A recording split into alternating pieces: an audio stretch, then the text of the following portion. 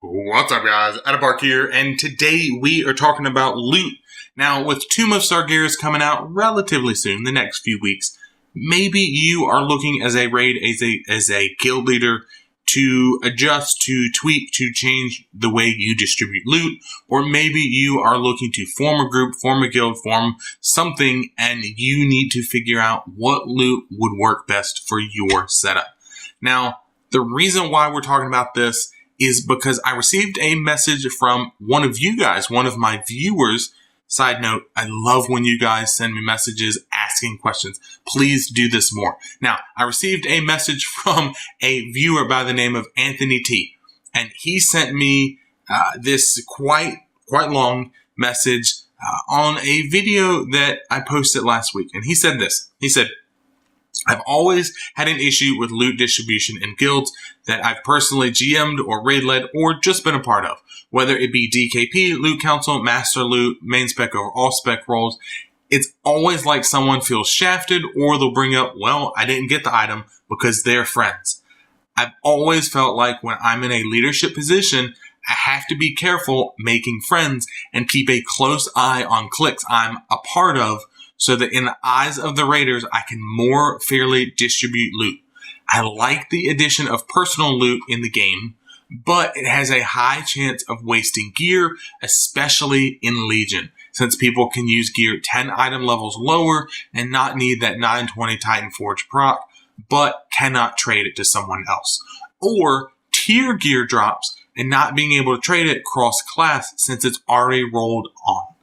My question is, what loot distribution format do you find the most fair, and how do you deal with people who shout it's unfair at the same time?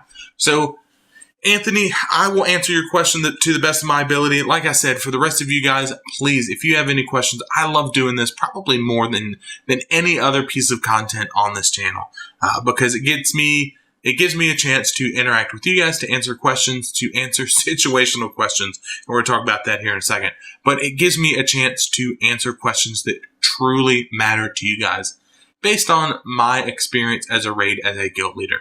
So before we talk about and get into his questions, I want to point out for those of you that are interested that I've already done videos covering how to be a fair leader, which in my opinion is the first half of Anthony's question is, how do I be a fair leader? Where we talk about giving out loot to friends, or not, most definitely not, because you're friends.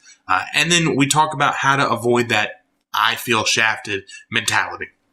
I've also done a video on different loot specs, actually a while back. So if you guys are interested in checking out either one of those, I would highly encourage, especially the being a fair leader one, check it out and see what my thoughts are on both of those subjects. So now on to the actual question that Anthony has asked, which is, what is the most fair loot system or loot distribution system? I'll call it loot system or loot spec, probably quite a few times. And how do I handle people who raise that flag and shout, that's unfair? Anthony, for you and for anybody else that's in this situation, the problem is this. There isn't one end all be all, one amazing, one grand loot spec. There's not. The problem is, like a lot of situational questions, it all depends on your current setup. It all depends on your goals and what you're trying to do.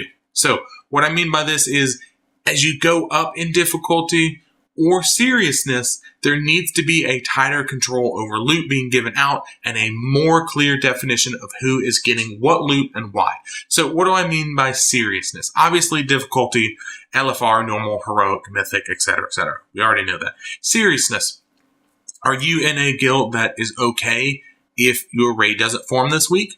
Regardless of whether you're trying to do LFR with a couple of buddies in a social guild, or you're looking to, maybe in your PvP guild, knock out Nighthold to get maybe some extra gear or artifact power, whatever.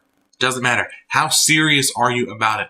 Are you, you will log in 3-4 days a week. You will be on at this time to this time. We will take this many breaks. And if you don't like it, you can find somewhere else.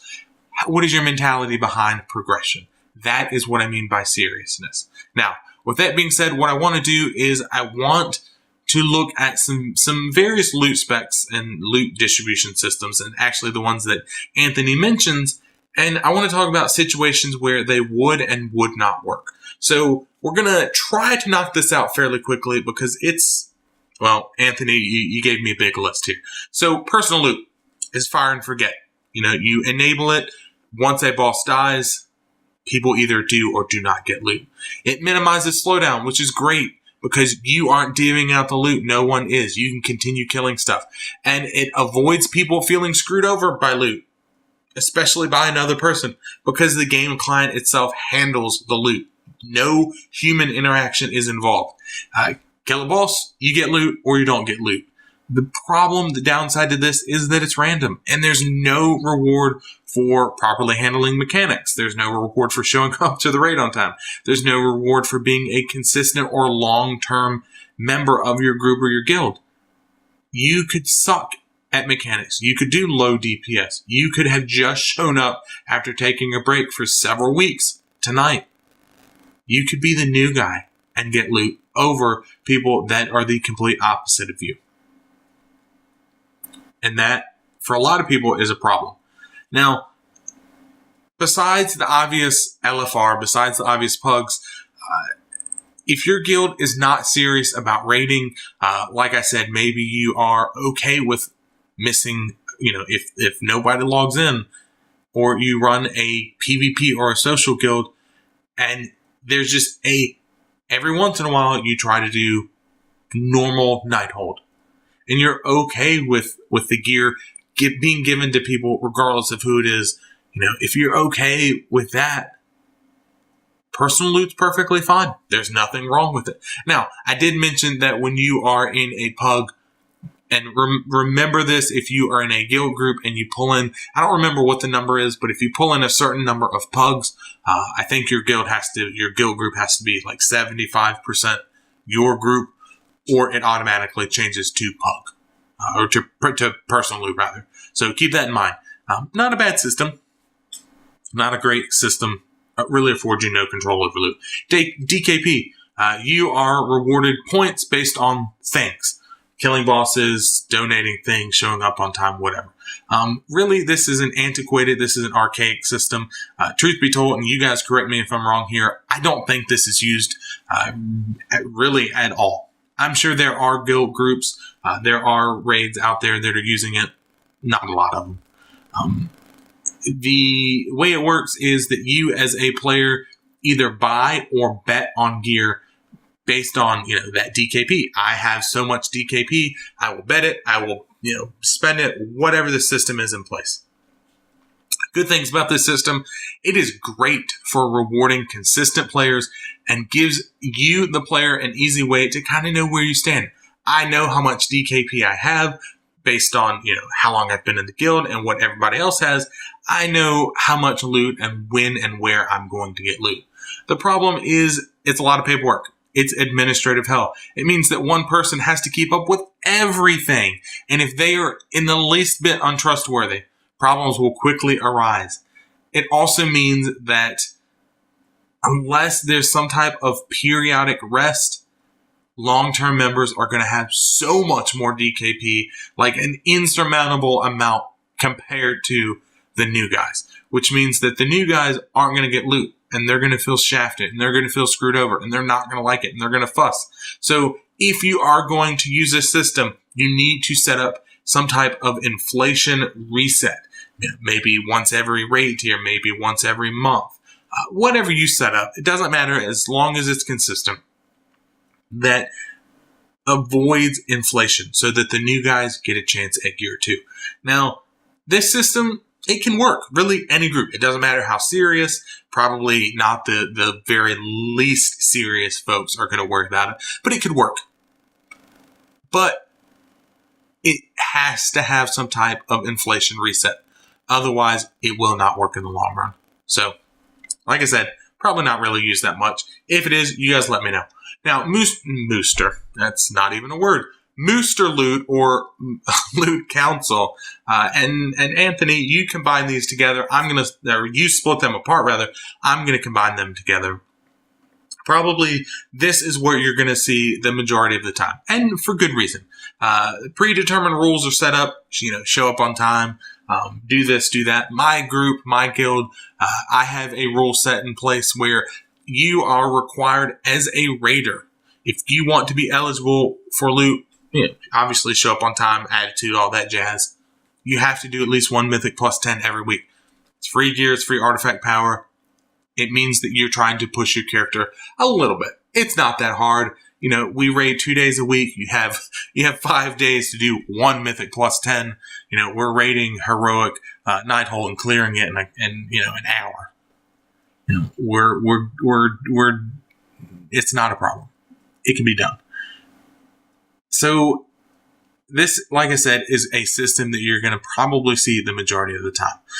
It's probably the easiest system, especially if there is either one person or a group of people that are easily corruptible or untrustworthy for this system to fail. Because it is people behind divvying out the loot, or a singular person and not a computer.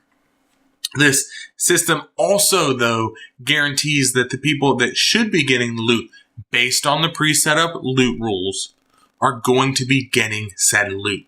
Anyone trying to steal loot, anyone trying to divvy out loot to a friend, family member, girlfriend, boyfriend, etc., it's so transparent because okay, we have the loot rules in place, and he gave it to his girlfriend, or she gave it to her husband. Why? He didn't earn it. He shouldn't have got it. We now know. It's not like DKP where you can fudge the numbers. It's not like personal loot where there's no control over it. This one is very transparent. Who's getting loot? And then you can ask, why do you get the loot? At the right time. But, hey, why is he preferred over loot over me? Etc. So it guarantees that those that should be getting it based on your pre-set up rules are in fact getting it. This system works all the time. No matter how serious or not serious you are about raiding, no matter what difficulty, obviously LFR doesn't work, but no matter, if you are trying to do 10-man normal or 20-man mythic, it doesn't matter because it's a great system as long as you're trustworthy. Now, the last one here that we're going to look at is group loot. Probably not going to be using this one very often, if at all. However, I do admit, I will tell you guys that my guild uses this for things like normal Nighthold, Heroic Emerald Nightmare, Heroic TOV, because the premise for us is rather easy. The gear is old. The gear is many steps, many tiers below what we are able to obtain within our Mythic Plus caches within Heroic Nighthold, etc. That it's okay to not worry about it. And the premise, like I said, is simple. You need a piece of loot. Maybe you're leveling an alt. Maybe you switched mains. Whatever. Take it. If the loot drops, take it. Let the computer, if 2 or 3 of you guys want it, let the computer figure out who's getting what. However, if you want it for off-spec, if you want it for transmog, something like that, cool. Take it. However, give those that actually might need it 10, 15 seconds. Give them a little bit of time before you try to go for it. That's all I ask. It's a simple system, but it's not one that you're going to legitimately use for progression rating. You're probably never going to use this one because people can steal loot. This is a very dangerous system and should never be used for current progression content, ever. Doesn't matter if you are in a group with all your family members or your friends. Don't do it. Don't use it. Don't do it. So, Anthony, your question is, what loot system is the best? Can't tell you. You can say, you also asked, how do you make sure that nobody's screaming unfair? Well, that is the easy part.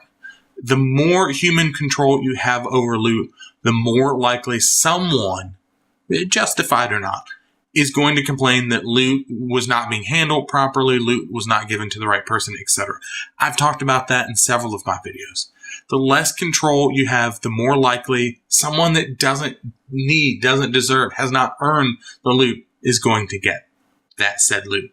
Now, the key here, Anthony, and for those of you that are asking the same question, is this. How do you avoid being unfair? Be consistent within your rules.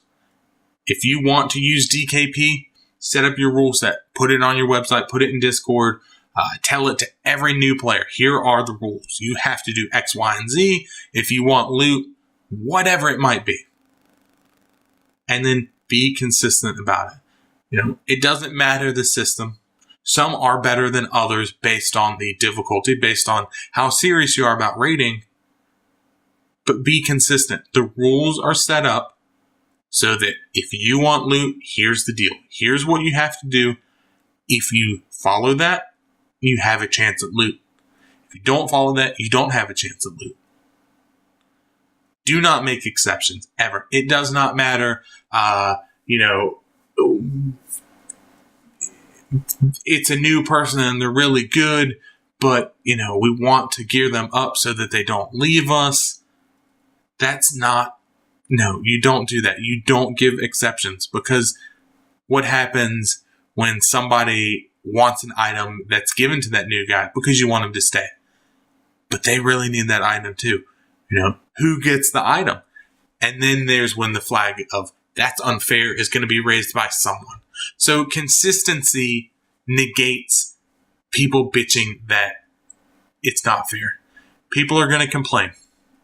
But as long as you are consistent, as long as you're transparent about what's going on, you're always going to be in the right. Now, with all that being said, a few things for you guys. One, like I mentioned before, if you guys have questions, I would absolutely love to answer them. Please send them in. Comment below. You can send me a PM on YouTube. I would be more than happy to check it out. If you guys like what I'm saying here, hit that like button, hit that subscribe button. Both of those things encourage me a great deal to continue to pump out the content that you're seeing here. If you didn't like it, let me know in the comments below why you did not like it. Hit that thumbs down button. And until next time, guys, I'll see you.